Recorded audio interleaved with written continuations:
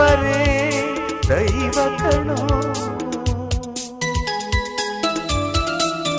ಸುಖವಾದ ಭಾಷೆಯ ಕಲಿಸೋ, ಸರಿಯಾದ ದಾರಿಗೆ ನಡೆಸೋ ಸಂಸ್ಕೃತಿಯೇ ಗುರು ಕಣೋ.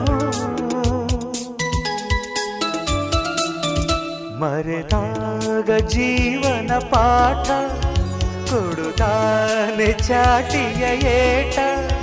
ಕಾಲಾಕ್ಷಣಿಕ ಕಣೋ.